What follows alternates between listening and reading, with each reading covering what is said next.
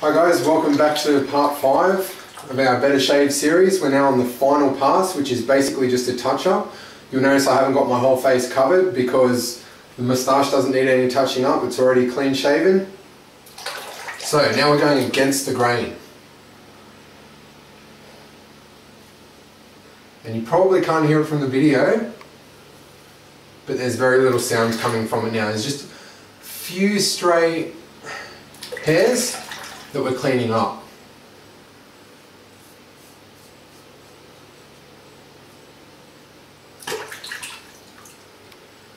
Now, as I said before, you might not need this pass. If you've got very fine hair that comes off easily, you won't need to worry about it.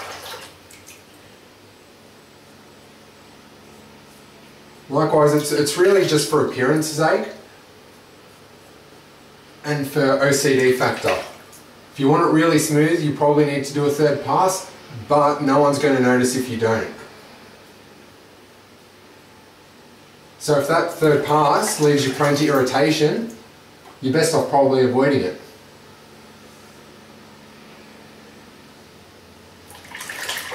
Now you need to contort the skin a little bit more on the third pass,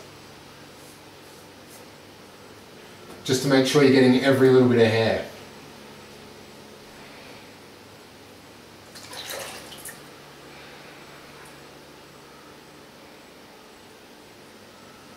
Now hopefully you've taken care of your neck in the previous passes because it's a really sensitive area compared to the rest of your face.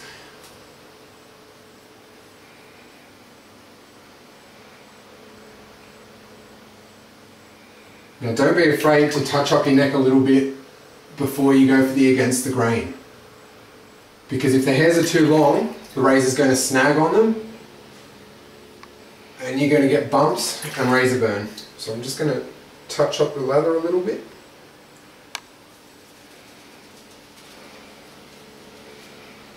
Now also importantly is a sharp razor. I won't do this pass with anything except a feather or an Astra blade. Derbies, Red Persona, other stuff like that, they tug. For me anyway. So, really light hold. No pressure at all.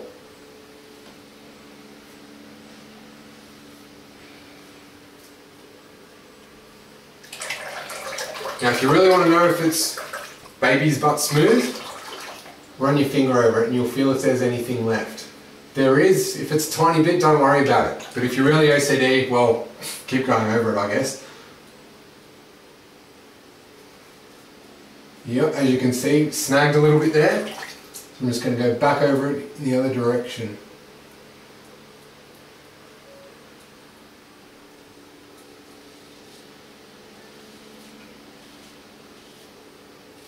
As you can hear, there's a little bit of resistance there. I wouldn't normally have a problem with that if I hadn't let the hair grow out for 2 days.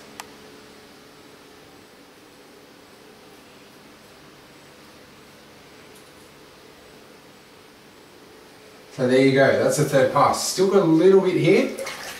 I might just go over that again. Now some people do the third pass with shaving oil.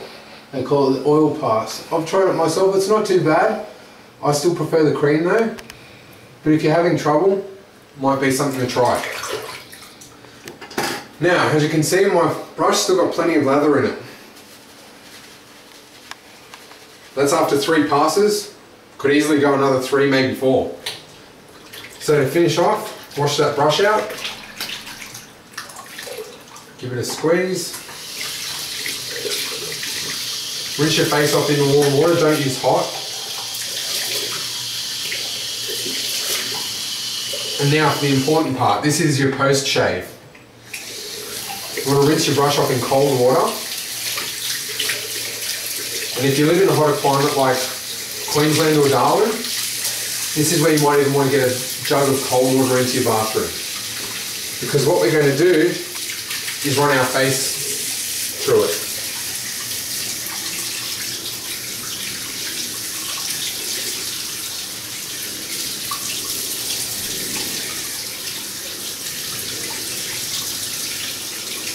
Now you'll notice I gave my face a really good douse there.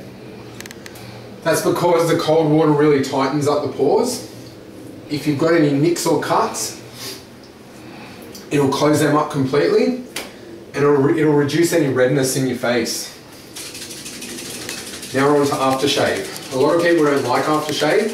It's got a bit of a stigma because they always say if you've got dry or sensitive skin, don't use aftershave, it'll dry it out.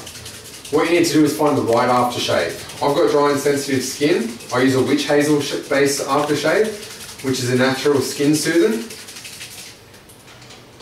rather than alcohol based. So a small amount in the hand. Rub the hands together, and this is important. Hold them open for a couple of seconds. This lets any excess alcohol evaporate, and just gently rub it on your face. Be sure to rub it in the direction of the grain of your hair, otherwise you're just going to irritate your face again. And there we go. That is our classic wet shave. Future videos we're going to go into individual products and product reviews. Thanks for watching, guys.